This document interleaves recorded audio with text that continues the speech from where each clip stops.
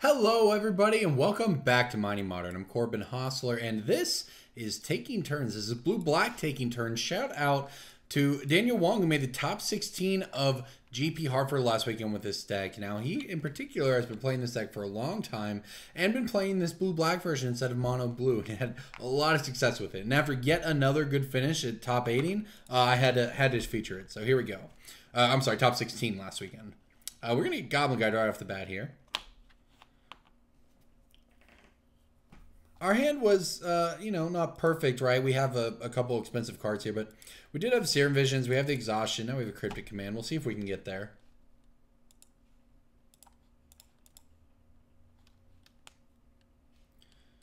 All right. Looking for some kind of extra turn effect here, I would say.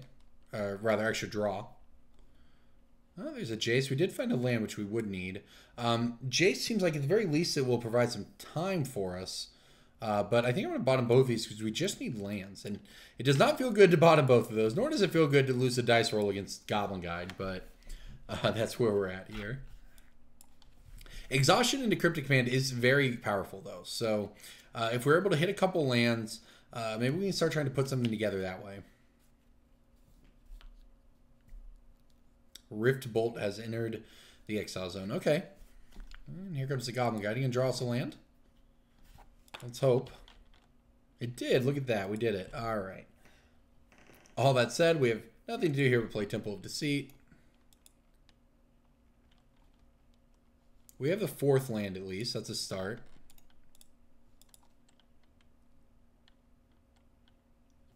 Part the Waterveil. I'm going to put that one on the bottom. Wow. Pretty awkward. I'm actually going to have to discard to hand size here. I guess I'll pitch a Temporal Mastery.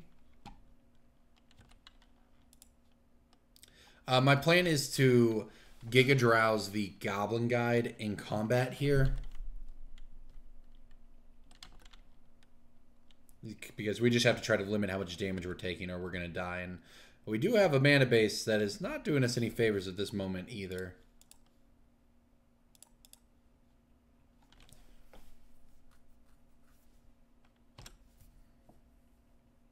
All right, let's see what our opponent has to follow up with. Another Rift Bolt. Okay. Well, Sunken Hollow will at least come into play untapped next turn here. We can go ahead and Exhaustion them. Have to fall to 11 to do it, but we're trying to make some uphill progress here. We're going to go ahead and Exhaustion. So our opponent doesn't get untapped. So as long as they don't find land on top of their deck, that's at least a good start for us. The Rift Bolt will take us down to 8 on upkeep. And if they hit land, that's pretty bad for us. If they don't, though, we then get to pass the next turn up with Cryptic Command.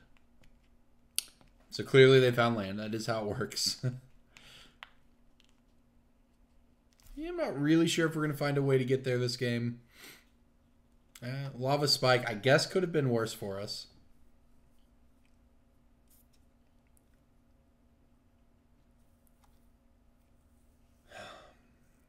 What to do here?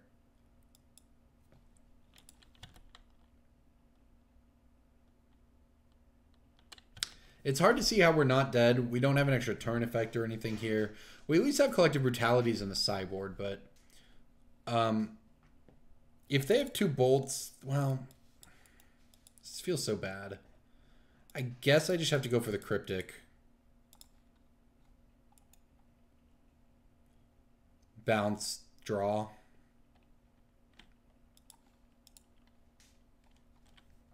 It's hard to see us not just being dead. There's a bolt.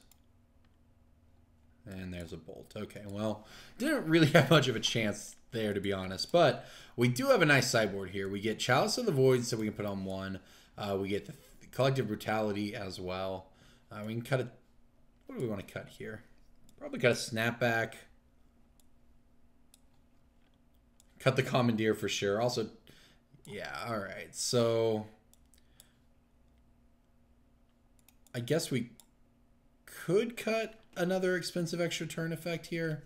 And cut a Part the Waterveil maybe, and then we need to make 1 more cut, huh? I'm gonna cut a Gigadrowse. All right, so I don't think I cut too many. It seems fine. We only caught the 1 extra turn. I don't think we really want to go with the explosives here. I think... Now, this looks good. Serum Vision's on turn 1. Chalice of the Void on turn 2. That should be pretty strong. Dictate on turn 3, even. I like this. I like this plan.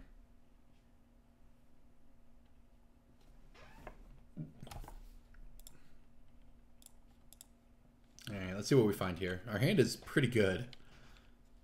Okay. No, I would not like to reveal that. Gigadrowse and Serum Visions. I'm going to bottom the Gigadrowse and bottom the Serum Visions, I suppose, since we're going to be playing Chalice of the Void. It is worth noting, though, that with Chalice out on 1, if you try to play and kick and replicate Gigadrowse, what will happen is the Gigadrowse itself will get countered, because that's what Chalice does, right? But all the copies are not cast. So it won't trigger it. It won't counter the copies. It will only counter the original, which means you can still get value out of it, which is pretty nice. All right, that said, we're going to go ahead and fire off this Chalice of the Void on 1. Our opponent has a Monastery Swift Spear, so they can still trigger Prowess with spells. And if they have Destructive Revelry or whatever, we're in a world of hurt. But not casting it with red-white, that's for sure. Are, however, casting that Lightning Helix. That'll put us to 16. The hit will put us down to 14. Yeah, and now you see the mana base coming back to bite us a little bit here. I think I just have to shock myself.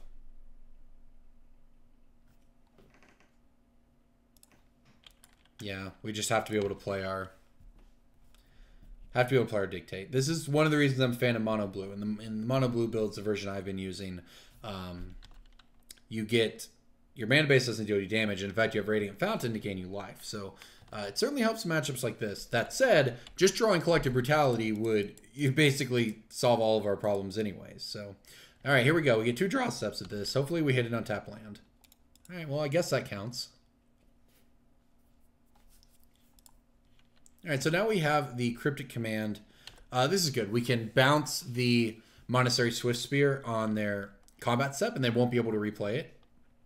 And then we can start taking extra turns and hope to get there that way.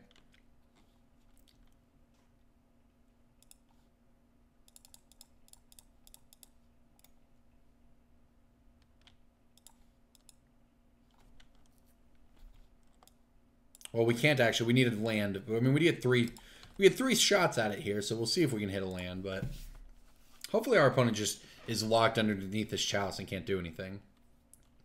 Another Lightning Helix puts us to 7. Fair enough.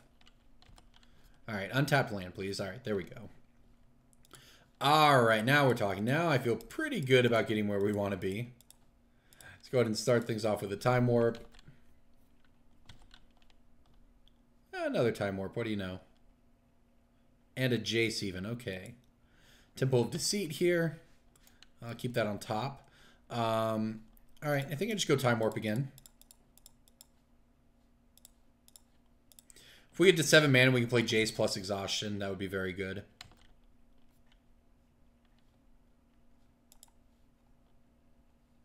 Which we can now do, by the way. All right, so let's go ahead and do that. We'll fire off this Jace here. I will just Fate Seal them, I suppose. Sure, they can keep that on top. We will play Gigadrowse. I'm sorry, we will play Exhaustion and pass the turn here. So our opponent gets to untap 1 land. They can't play 1-drops, and we have a Jace on 5. So it seems unlikely that they're going to be able to finish off Jace here. All right, there we go. All right, so now we are just in full-on Fate Seal and take extra turns mode. Just Fate Seal ourselves, really. Don't even want to give them another turn. I will put the island on the bottom. We have all the mana we're going to need, I think. All right, fire off Temporal Mastery here. Move to our next turn.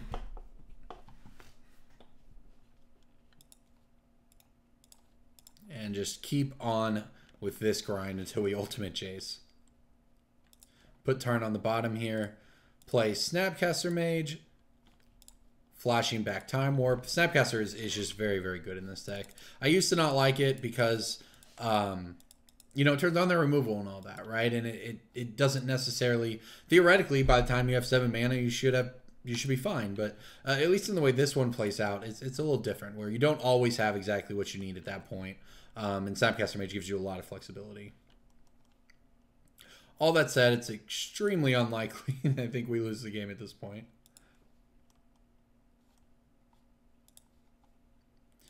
All right, let's go ahead and time warp our... There we go. All right, on to game 3. Well, let's see what we can do this time around.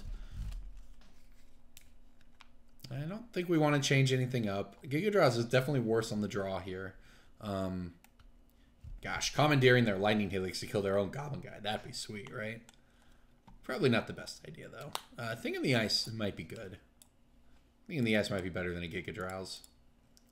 Not convinced this is the right way to board or perfect, but at least we have access to a couple Collective Brutalities. So if we can just, you know, pull one of those off the top of our deck, that is one way to just kind of gain yourself a bunch of percentage points immediately against burn. Now I say that, and here we go with double Collective Brutality, but no swamps. That said, I cannot mulligan this hand. Because if we find one black source off our opponent mulligan too. If we find one black source off the top of our deck, it feels very difficult for us to lose. Not impossible, of course, but we'll see here. And maybe they'll even help us. Fatal Push, huh? Okay, well that's pretty awkward. Well, you're seeing the power of the black cards here, but you are also seeing the dangers of the mana base. You know, I guess if nothing else, on turn 3 we get to play Dictate and have 2 draws at it, but we might just take a lot of damage from them before then, because if we can't find the untapped black source here, we're just going to die. Rift Bolt. All right, at least they don't have another creature, so we'll go down to 16 from the Goblin Guide hit. Oh, I found us a Misty Rainforest. We did it. Okay. Crisis averted. I will gladly shock myself with this Watery Grave here.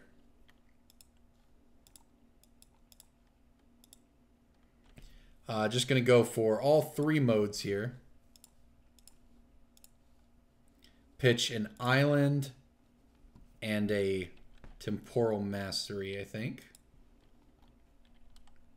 I could have maybe thrown away the Howling Mine, but we can do that with the next one too. All right, so look at this. This kills a Goblin Guy, takes a Lightning Bolt out of their hand, and puts us back up to 15. And now on the next turn when they play Eidolon, we can play Brutality again, probably throwing away... I mean, we'll see here. 12. Riftbolt puts us in 9. Eidolon puts us to 7. Okay. Yeah, but then we'll kill the Eidolon.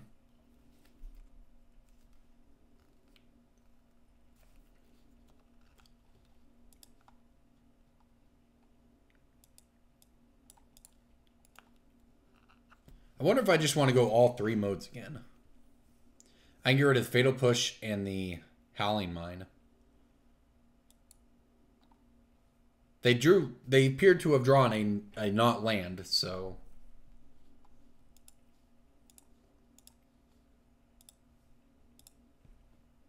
Yeah, let's see if this works. Down to set. Okay, well, they actually just they played it as they should, as a matter of fact. So good for them. All right, so we've stabilized the board. We're at 9 life. They're top decking. That's pretty nice. The old Snapcaster Flashback Collective Brutality. But now we can Dictate in their instep. And they have another land in hand, because the land we saw was a mountain. So they have mountain and foothills. So they only have 1 card we don't know about. And that card would appear to be a Monastery Swift Spear.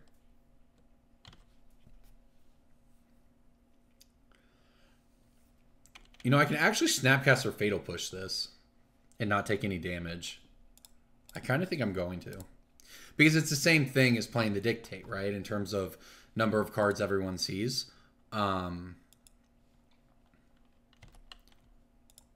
this way, we don't take any damage. And we even get to get our Snapcaster beats on. Oh, if we had a land for that Jace right now. Also, our opponent is down to 9. So I guess we're kind of just racing them. They have 2 cards. Only one of them is good. Yeah, they played the land. So now we get to play the Dictate. We get to draw 2 cards. Are we just going to race them here? Time Warp land? Exhaustion, not very good. I guess we beat down. We have the Gigadrowse.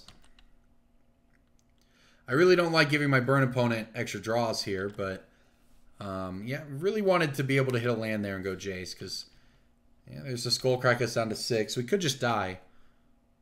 Maybe I could have played differently. Maybe I could have taken the hit from the Swift Sphere, played the Dictate, next turn, hope to hit land and go Snapcaster. I don't know, though. I do think that this turn well, I don't know. All right, let's... I don't think we get much out of Gigadrowsing. All right, there's the land. Just a little late. All right, let's go ahead and play Jace. Fate Seal them.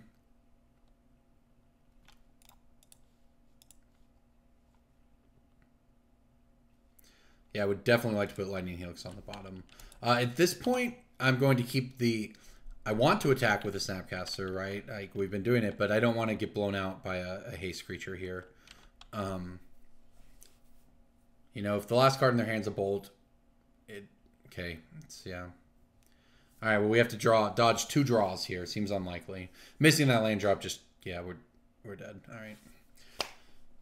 Missing that land drop just killed us so badly. And so did, as a matter of fact, having to shock ourselves by playing this mana base. But if we don't miss that land drop, then they don't ever get this turn because we've time warped.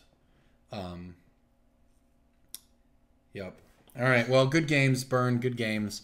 It was close. We cast a couple Collective Brutalities and lost, which is unfortunate. But if I had had a 4th land, you know, maybe not even playing Dictate would have been the correct way to go. But I'm not sure.